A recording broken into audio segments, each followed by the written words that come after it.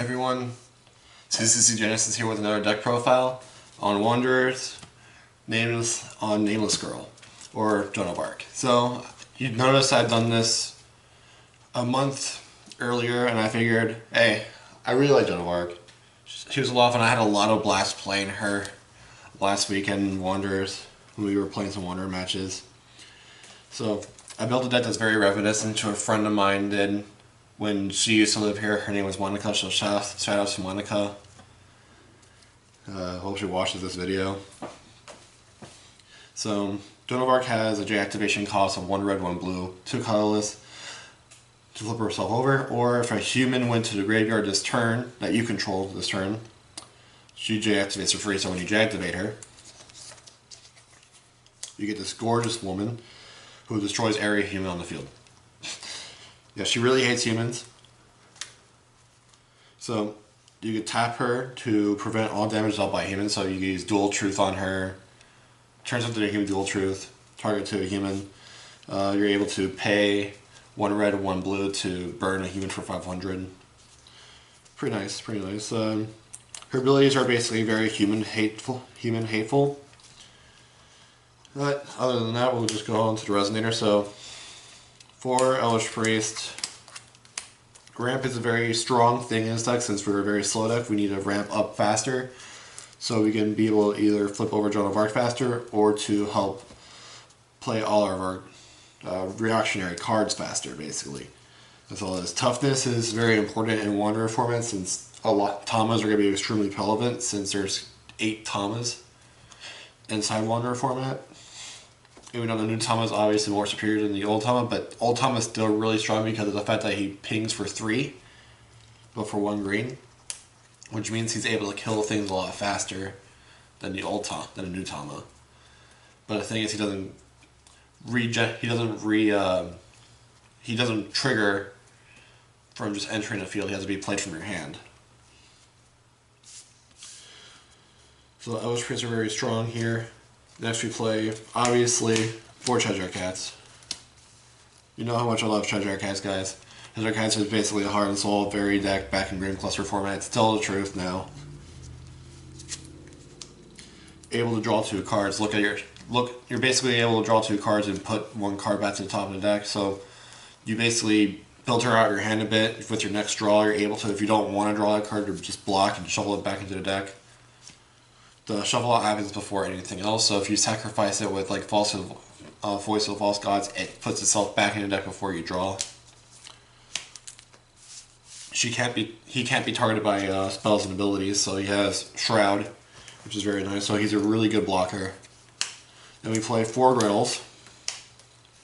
This is basically our main source of ramp in the deck, since all of our stones besides 1 are green, and we all know what that is. I'll go over that later. I just want to show over all the Resonators and spells first before I go over to the stones. And I'm doing this in reverse order, but bear with me. So when Gretel enters the field, you reveal a top stone. You basically reveal a top stone in your deck. If it's a green stone, you put it to the field. If not, just leave it there. Very simple, very basic, very strong. Very powerful ramp. Next, we play 4 Gretel. For Gardea.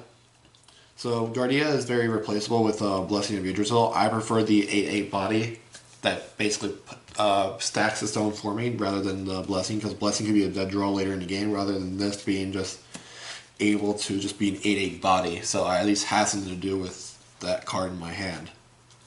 So being able to tap to get something plus 400 attack on your recovery step is very powerful. So you can tap itself, give itself plus 4. You can tap a Gretel on the board, give it plus 4, it can swing for 6. So you can either block the Gretel and they'll die for blocking the Gretel. You can do it again if there's something really big, so you could make the Gretel a plus 10. Then 4 Fiethsing. Fiethsing and Melfi are both changeable. If you have Melfi's, I'd probably recommend Melfi because she's a lot easier. She's a lot cheaper to play. But Fiethsing is still very strong. It's just Melfi can hit J rulers, so that's more effective, because rulers are still very important, very strong in the current format, especially in Wanderers as well, where you're still gonna have access to regalias, and then you're gonna also have access to Eula. So you're gonna want the ruler. You're gonna want to mitigate as much ruler damage as possible. But I don't have Melfi's. I don't have spare Melfi's, so I decided to just stay with Fiethsing because Fiethsing still does the same job as Melfi, just one little mana more. But that's fine because you open up. If you open up Elvish Priest Gretel, it doesn't matter. Because at that point, you're already on turn 4. You're going to be on turn 3 to turn 4, basically, if your Elvish Priest stays alive on turn 3. So you're able to bring out the Fiethsing next turn. When she enters, she enters the field, basically. She doesn't have the Torrent ability like Melfi. So it's easier to use than Melfi. So you're able to fog a Resonator, and you're able to block within the same turn, just to let you guys know that. Then I play 4 Lunya, the Lair girl. So what she does is when she enters the field, she kills target Cthulhu. So you combo that with like Moonshard Stone, you turn the J-Roll into a Cthulhu, or you turn a big threat into Cthulhu, you play the Lunya, you kill it. But what a lot of people don't know is that she restans herself when something on your field dies. So if you have like small things like Elvish Priest and Tamas, or Cheshire Cats, just die off, she restans herself and is able to attack again. And then our win con in the deck is Susanowo. So Susanowo is basically the bane of Airy Dragon. This was the bane of Bahamut players. This is going to be the bane of all the dragons that come out in the future. So if your opponent controls dragon, he comes out for 3 fire or less. So you basically play him for 3 colorless. And then when he enters the field, you put a Ame-no-Habakiri on him. I'll get to that later. Well, actually, I'll just do that now. This is Ame-no-Habakiri. So you put that in here. And then the other ability is target other Resonator. So target, they take 16 and you swing for 16. If they block it, they die because you deal another 16 in them and Pierce. So someone has Swiftness and Pierce with the ability to deal 32 damage in one turn. If they block with that, they basically die. We go on to spells. One Witch's Dagger. Witch's Dagger is just basically there to be a reactionary draw effect. It's very cheap. It's very efficient because it's just 1 blue on like Gretel. Alright, they try to kill Gretel, sack her off. Or on my standby recovery step, sack her off. So I have now Nameless Girl, triggering, draw 3 more cards. It's basically a very easy draw effect. 3 Xeex. Xeex has multiple effects for those who don't know or are basically new to the game. Xeex is my first cancel spell. Cancel summon spell. So what it will do is it cancels target summon spell. So you basically negate creatures. For those that are new to the game, don't know what summon spells are. So cancel summon spell. You can target your Resonator, give it a Shroud. You can target Resonator, give it Shroud. It's any Resonator, it's not you control, so you're able to target your opponent's Resonator, give them Shroud, they're trying to do something to that. You're able to give your entire field +2/+2, and you're able to shuffle your player's graveyard back into the deck. If you are a Crimson Girl in the Sky or the Little Red Fairy Tale, you're able to do all 4 effects. But since we're not, that effect doesn't apply. Maybe later I'll do maybe a little Yellow Brick Road deck just for funds. Next we play 4 Purifying Fire. So as Nameless Girl, you're able to do both effects. The Void ruler change, the Astral ruler change, made a lot of the older rulers a lot more viable, just because of the fact that they have a lot of cards that require to have the names on them. For those who don't know, that are really new to the game, that you used to have an Astral ruling. When your ruler died, it basically became an Astral ruler, so it basically did nothing besides produce mana. It just lost all its names, all its abilities, so everything that had a spell that required its name was no longer activated. So now, with that, things like 1001 Nights became a lot more stronger, so we'll talk about those later. So Purifying Fire If you are a Nameless Girl or Joan of Arc, you choose both effects. The first effect is to deal 700 damage to your opponent, and the second effect is to deal 1000 damage to target human. So you can turn him into a human, burn him for 1000, burn their opponents for 700 since you do both effects. It's very nice. It's a very easy way to kill rulers since most rulers have a 10-10 body. So you could go Mooj Dart Stone, target your ruler, make a human, kill your ruler, kill you for, hit you for 7. It was a very easy way to remove a ruler back then without having to have access to black. Then we play 3 Voice of the False Gods. Again, very easy, cheap draw spell. It's a very easy, cheap draw spell. When you sack a human, you draw 3 cards. If you don't sack a human, you draw 2 cards. It's a chant instant speed. You're able to, since it's a banishing effect, you don't target, so you're able to sacrifice your own Cheshire cats. So you cycle the Cheshire cat back into the deck, draw 2 cards, so you're able to draw into your Cheshire cat again, play the Cheshire cat after you recover, so you're able to do this on the recovery step. It's a very versatile card, and I really love this card. Next we play 3 Millennia Bond.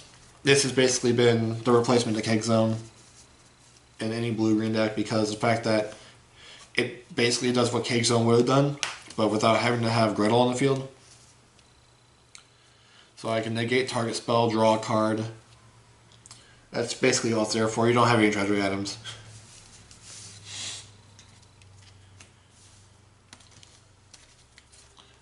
Three Law of Silence. This is everyone's favorite card back in the day. I know this is my favorite card back in the day, sarcastically saying. I honestly dreaded seeing this card every time. But once Valve 1.0 came out, I loved this card because this is like, oh, this Law of Silence me? Sure. Flash everything on your turn. My turn. Good old days.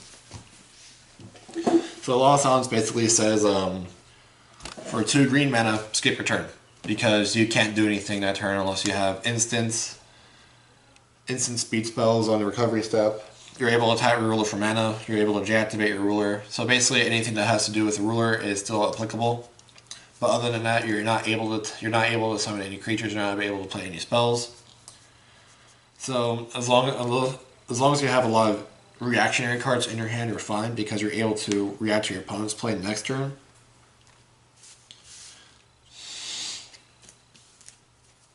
And then 3 Ame-no-Habakiri because Susanowo. This is basically the finisher of the deck itself. I showed you before, Ame-no-Habakiri is a continuous +4/+4. And whenever a Resonator is dealt damage to, you deal damage back to its controller. So again, you hit them for 16, you hit them for 16 again. That's 32 damage and they block the die because they took another 16 on top of the Pierce.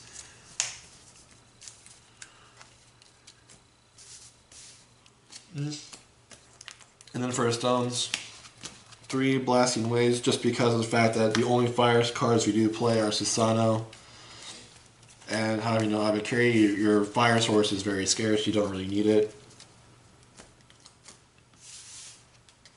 But it's still nice to have because you still have to hard cast Joan of Arc at times. 4 Deep Wood.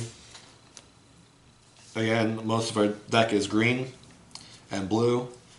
So we're playing 5 sources of blue technically, 6 sources of blue actually. Basically this is our new source of blue, the 1 Kaguya Stone. I only have the one. I probably would play more if I had more.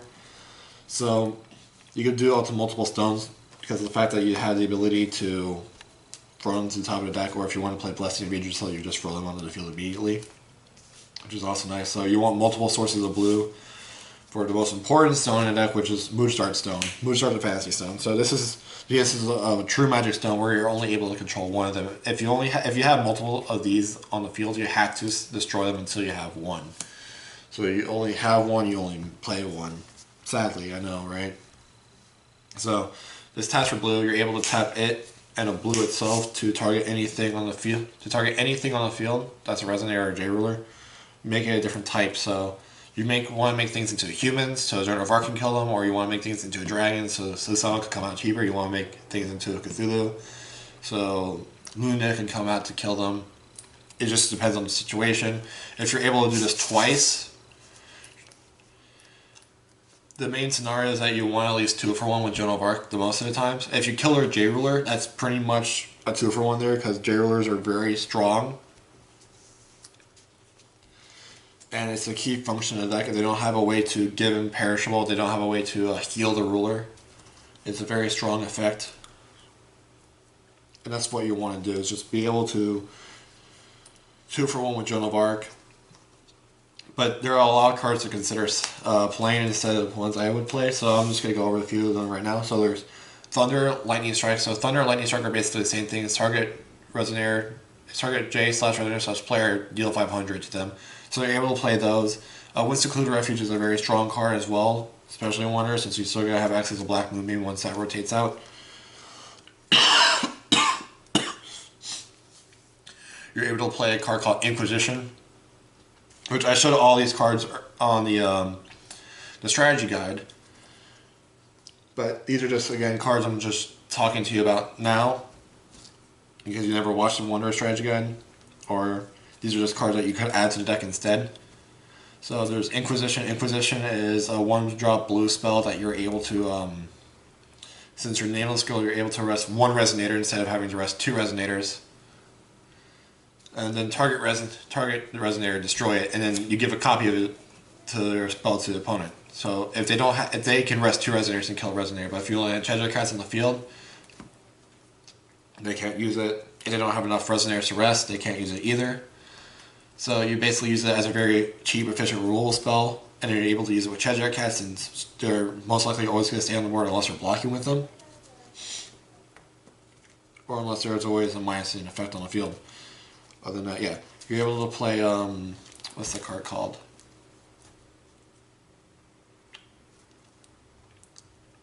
I don't remember anymore. Well, you're always able to play Dragon Slayer. Is a 2-mana, 1 green, 1 colorless addition that says kill target dragon.